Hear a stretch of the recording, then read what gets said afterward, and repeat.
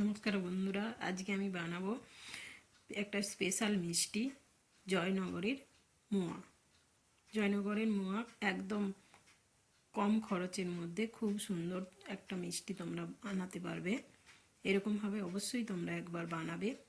এখন আমি কড়াতে কিছুটা পরিমাণ গুড় নিচ্ছি।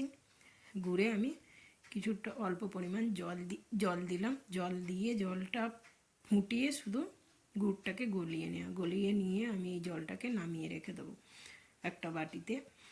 আবার আমি হাফ বাটি মতো চিনি নিয়ে হাফ বাটি মতো গুড় নিয়ে অল্প একটু জল দিয়ে একটা শিরা বানাবো, গুড়ের শিরা। আর 4-5টা মতো আমি এলাচ নিচ্ছি, এলাচটা গুঁড়ো করে আলাদা করে রেখে দেবো। আর এই গুড়টা দেখো আমি অনেকক্ষণ ধরে জাল করে নিয়েছি, নিয়ে এরকম একটা চিট ভাব আসতে হবে। এবার গুড়টা আমি বন্ধ করে রেখে দেবো। বন্ধ করে কিছুটা ঠান্ডা হয়ে আসবে, তখন এতে খইগুলো মিশিয়ে ভালো করে মিক্স করে নেব। একটা ধান আছে, আমি ধানটাকে বেছে নিয়েছি। খইটার কিন্তু ধানগুলো আমি ভালো করে বেছে নিয়েছিলাম। খইটা গুঁড়ে ভালো করে মিক্স করে নেওয়ার পর কিছুক্ষণ পর আর যে জলটা আমি বানিয়ে রেখেছিলাম গুড় জলটা, সেইটা দিয়ে ভালো করে মিক্স করে নিতে হবে। ভালো করে মিক্স করে নিতে হবে।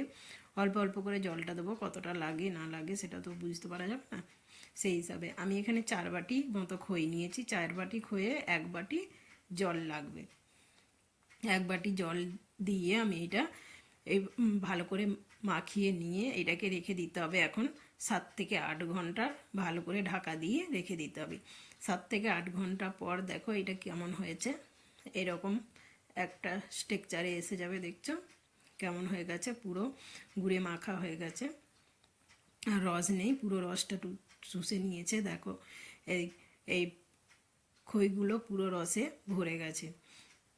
খইগুলো রসে ভরে গেছে। এবার এতে আমি হাফ কাপ মতো গুঁড়া দুধ দিয়ে দিয়েছি। গুঁড়া দুধ দিয়ে এতে আমার কাছে কিছু পরিমাণ পনির ছিল, পনিরটা দিয়ে আমি গ্রেট করে ভালো করে মিক্স করে নেব। এবার মিক্স করে নিয়ে আমি কিন্তু এলাচের গুঁড়োটা এতে দিয়ে দিয়েছিলাম। মিক্স করে নিয়ে এটা আমি হাতে করে ভালো করে চাপ দিয়ে দিয়ে লাড্ডুটা বানিয়ে নেব। এই দেখো